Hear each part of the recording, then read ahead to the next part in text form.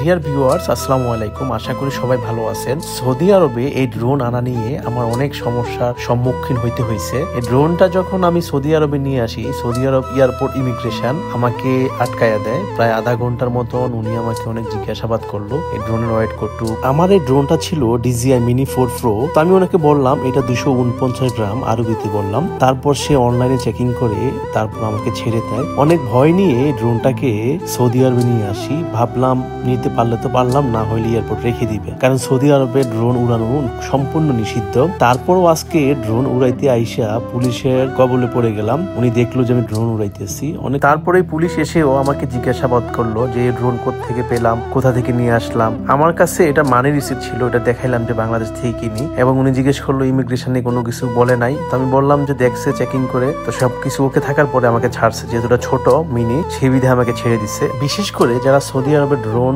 উড়াইতে চান, খুব সাবধানে উড়াবেন।